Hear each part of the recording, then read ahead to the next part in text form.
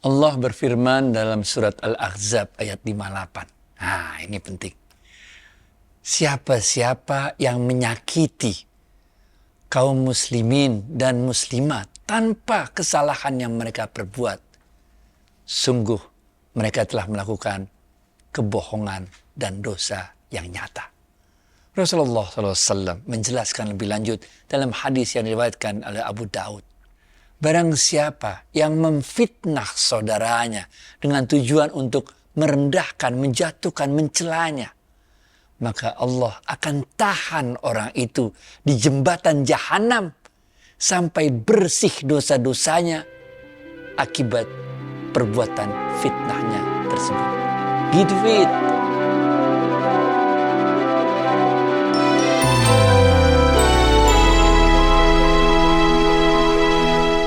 Assalamualaikum warahmatullahi wabarakatuh, sahabat Smart Skill School. Semoga kita semua selalu dalam lindungan Allah Subhanahu wa Ta'ala. Amin.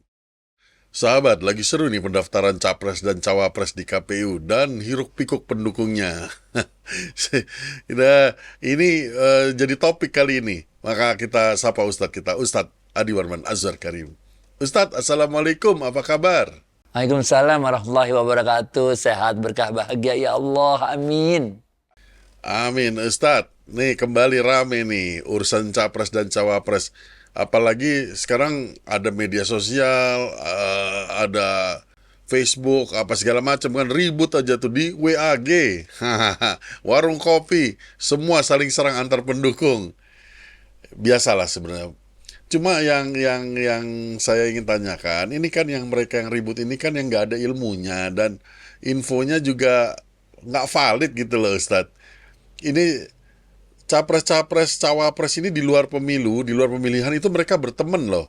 Jangan sampai masyarakat yang ikut-ikutan mendukung itu malah bermusuhan, Ustadz. Ya, ini satu hal yang harus kita sikapi dengan bijak sebetulnya.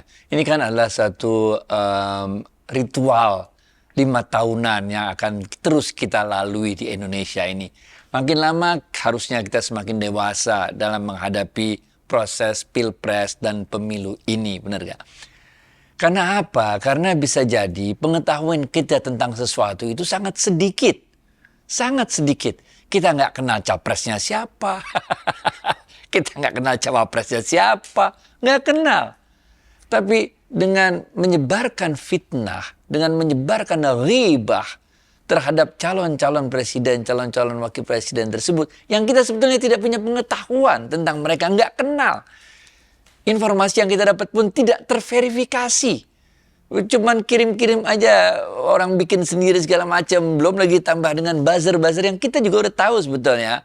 Itu adalah kerjaan buzzer. Dengan pengetahuan yang sangat minim itu terhadap calon presiden, calon wakil presiden, dan bukan hanya pengetahuannya minim, udahlah minim, tidak terverifikasi lagi informasinya, nggak dilakukan tabayun, nggak dilakukan penjelasan lebih lanjut. Kemudian kita mengomentari atau ikut berkomentar terhadap informasi-informasi tersebut. Walaupun informasinya dalam minim terus tidak terverifikasi. Jangan bos, bahaya, hati-hati. Dalam sejarah Islam, ada sebuah kejadian yang luar biasa. Luar biasanya itu sangat luar biasa. Karena yang difitnah adalah Ibunda Aisyah radhiyallahu anha, istrinya Rasulullah sallallahu alaihi wasallam. Dan ketika itu ceritanya, kalau boleh kita ceritain dikit, ketika rombongan pulang ke Madinah, benar gak? Dan waktu itu Ibunda Aisyah radhiyallahu anha ada keperluan sehingga beliau berhenti dulu yang mengakibatkan beliau tertinggal dari rombongan, karena beliau ada keperluan hajatnya, sehingga beliau tertinggal dari rombongan. Kemudian satu orang laki-laki yang menjadi tim sweeper, istilahnya sekarang sweeper, apa itu namanya itu, orang yang paling belakang yang menghalau kalau ada yang tertinggal kan. Nah, beliaulah kemudian yang menemani Ibunda Aisyah radhiyallahu anha berjalan menaiki onta, tentu onta yang berbeda ya, jangan salah lagi nih, onta yang berbeda, tapi memang ontanya 2 gitu berjalan masuk kota Madinah. Nah, itu menjadi fitnah besar. Orang-orang mulai melontarkan fitnah bahwa Ibunda Aisyah radhiyallahu anha telah berbuat yang tidak sepatutnya. Nggak ada saksi lain kecuali 2 orang itu. Dan fitnah itu tersebar begitu saja tanpa ada orang yang bisa memverifikasi, tanpa ada orang yang bisa memberikan kesaksian benar tidaknya, kecuali memang 2 orang itu aja. Sehingga Rasulullah SAW sendiri pun waktu itu kebingungan bagaimana ini ceritanya. Dan itu tersebar di seluruh kota Madinah ceritanya. Sampai kemudian Allah lah, dahsyat gak?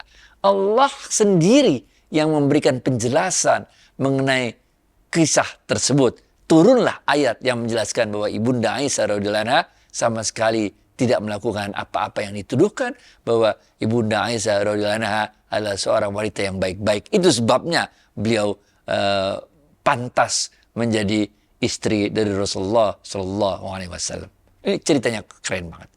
Nah, dalam episode kita kali ini kita akan merujuk pada satu kitab.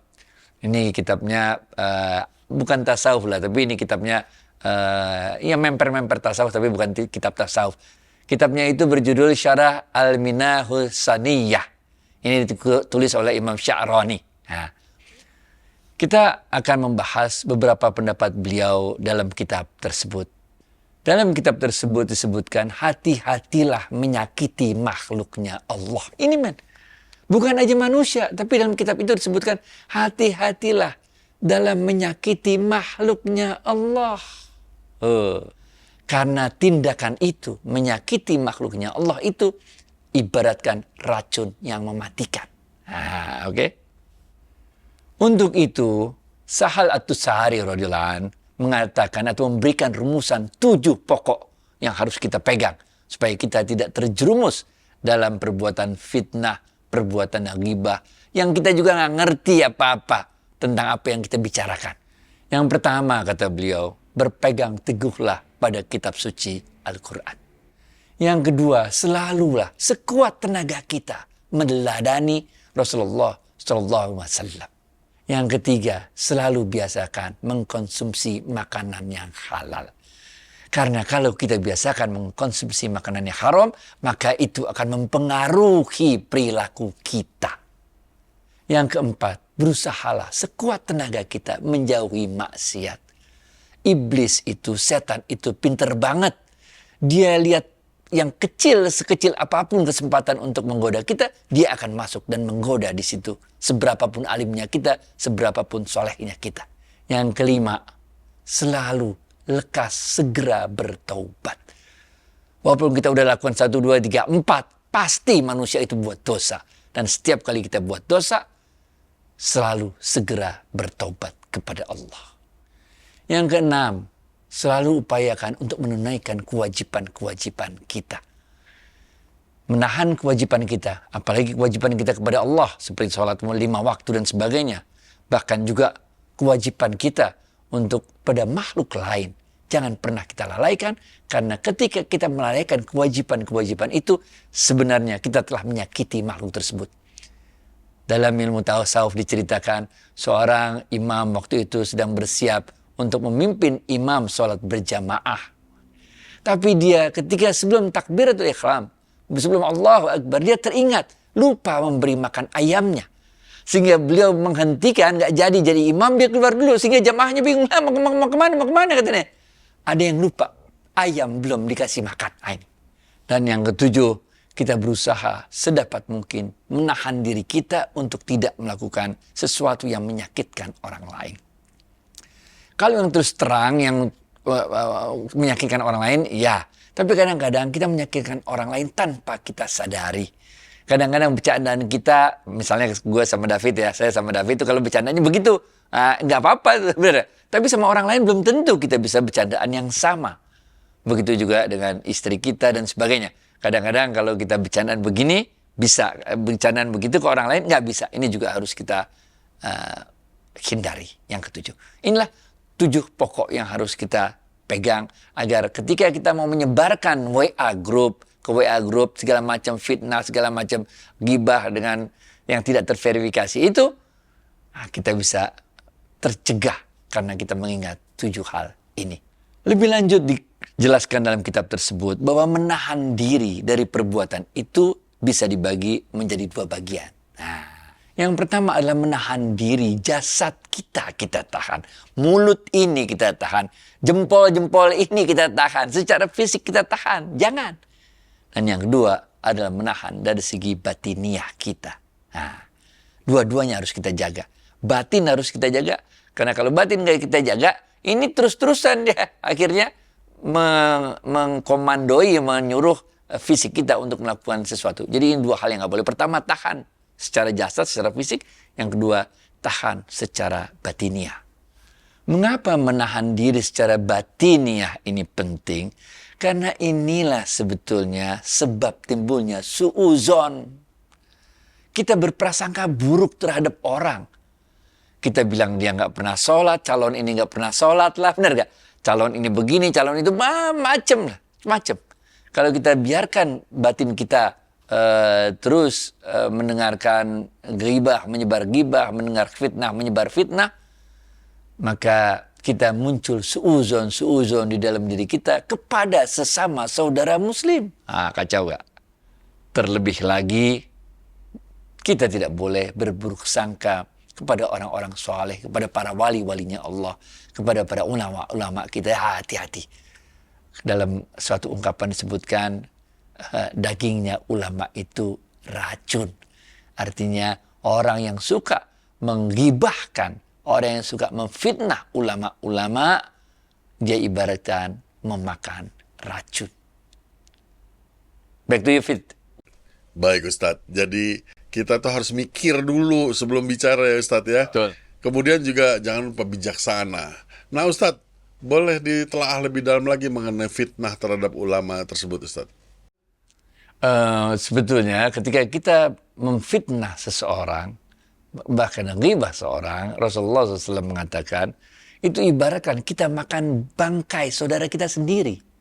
Nah, apalagi kalau saudara yang kita bicarakan itu adalah seorang ulama. Udahlah kita makan bangkai, bangkainya bangkai beracun, bener gak? Bahaya. Ini yang disebutkan lebih dalam lagi ini adanya di kitab itu, di kitab yang kita kutip tadi ya. Kata-kata beracun itu adanya di kitab itu. Imam Sya'rani mengutip dari pendapat gurunya, yaitu Ali bin Wafa. Gurunya Ali bin Wafa ini mengatakan, hati-hati kalian dalam membicarakan ghibah terhadap para ulama. Karena walaupun ghibah itu tidak sampai ke telinga para ulama tersebut, engkau tetap melakukan kesalahan. Engkau tetap ibaratkan makan daging ulama tersebut yang engkau ghibahkan. Dan daging ulama itu adalah racun. Nah ini adanya di situ, di kitab itu, benar ya? Beliau sampaikan, apalagi kalau ghibah itu sampai terdengar ke telinga ulama tersebut. Apalagi kalau fitnah, lebih kacau lagi. Beda ghibah sama fitnah adalah ghibah adalah sesuatu yang benar, tapi ketika kita sampaikan orang yang mendengarnya tidak senang. Nah, itu namanya ghibah. Sedangkan fitnah itu adalah suatu kebohongan. Kita menyampaikan sesuatu yang tidak benar tentang orang tersebut. Diingatkan lagi oleh Ali bin Wafa, hati-hati untuk melakukan ghibah maupun fitnah, apalagi kepada para ulama, karena Allah lah pelindung mereka. Allah mengatakan dalam surat Al-Hujurat ayat 12, wahai orang-orang yang beriman, jauhilah buruk sangka. Zon. Sungguh sebagian dari sangkaan-sangkaan itu adalah dosa. Jangan kalian mencari-cari kesalahan dari saudaramu. Janganlah sebagian dari kalian menggibah sebagian yang lain. Apakah kalian mau memakan daging bangkai saudaramu sendiri? Tentu kalian tidak akan mau. Kata Allah, takutlah kepada Allah. Sungguh Allah maha penerima taubat. Nah ini. Udah deh, jangan deh gara-gara pemilu pilpres aja kita ghibah, fitnah, segala macam. Jangan. Kalau informasinya tidak terverifikasi, nggak usah kita sebarin. Kalaupun informasinya terverifikasi, kalau dia tergolong ghibah, nggak usah. Apalagi kalau dia tergolong fitnah. Oke, back to Fit. Ustadz, dalam hal ini berlaku juga nggak? Apakah pemimpin negara bisa kita sandingkan sejajar dengan ulama, Ustadz? Mengingat kita rakyat kan mengikuti arah pemimpinnya, yaitu misalnya menentukan hari raya dan lain-lain. Kan kita ikut presiden tuh. Apakah posisinya menjadi sama? Enggak sama. Beda. capres, cawapres satu sisi, suka nggak suka, mau dia ulama apa nggak ulama, nah, dia kan makhluk Allah juga. Kalau orang Islam nggak boleh, tadi udah ada. Jangan kan nggak orang Islam aja, makhluk aja yang bukan manusia nggak boleh kita sakitin tadi kan, benar nggak? Jangan, benar nggak? Jadi kalau itu beda. Yang tadi kita sebutkan daging ulama itu racun, ya ulama, bukan capres maupun cawapres. Jadi kita berusaha tahan diri lah. Memang dalam ilmu tasawuf juga ada disebutkan siapa-siapa yang menjadi pejabat negara, siapa-siapa yang menjadi pemimpin, maka tergadailah semua kehidupan private-nya, semua kehidupan private apa jadinya bahasa Indonesia? Pribadi. Maka tergadailah semua kehidupan pribadinya. Begitu kita menjadi pemimpin, maka tidak ada lagi yang bisa kita tutup-tutupi. Karena orang berhak untuk menilai kita. Ibarat kita berada di panggung di atas, semua orang lihat kita. Benar nggak? Jadi kehidupan pribadi kita, mulai dari keluarga kita, istri kita, anak kita, mobil kita, sepatu kita, semua dilihatin sama orang. Itu sebabnya menjadi pemimpin dalam Islam tidak mudah. Banyak para pemimpin-pemimpin dalam Islam itu yang sebenarnya tidak menginginkan jabatan itu. Mereka menerimanya karena itu adalah amanah dari Allah. Kalau bisa mah enggak. Ingat bagaimana ketika waktu Khulafaur Rasyidin, mulai dari Abu Bakar, yang enggan untuk menjadi pemimpin menggantikan Rasulullah SAW, kemudian Umar membaiatnya. Bagaimana Umar waktu itu juga enggan untuk menggantikan Abu Bakar. Bagaimana Utsman bin Affan malu-malu duduk di belakang, enggan untuk menjadi pemimpin. Ali bin Abi Thalib. Semuanya tahu persis bahwa menjadi pemimpin itu adalah sesuatu yang berat tanggung jawabnya. Bukan hanya kepada manusia, tapi yang lebih berat lagi tanggung jawabnya kepada Allah. Udahlah berat, kehidupan pribadi jadi terbuka. Waktu itu Sayyidina Umar bin Khattab bawa kambing ke pasar. Sehingga orang bertanya, Amirul Mukminin udah jadi pemimpin, udah jadi presiden waktu itu. Ini ngapain bawa kambing ke pasar? Lah, aku kan harus mencari nafkah hidupku, harus mencari rezeki. Ya, aku jualan kambing, kata Sayyidina Umar bin Khattab radhiyallahu anhu. Sejak saat itulah kemudian para sahabat mengatakan, Amirul Mukminin tidak perlu berjualan kambing lagi karena kebutuhannya ditanggung dari Baitul Mal. Nah, itu ceritanya. Jadi, udah ketaker, dapatnya berapa sebulan, gini-gini udah jelas. Jadi insya Allah kita doakan mudah-mudahan Indonesia dikaruniai oleh Allah, dipilih oleh Allah sesuai dengan apa yang Allah telah susun di Lauhul Mahfuz, pemimpin yang mencintai rakyatnya dan dicintai oleh rakyatnya.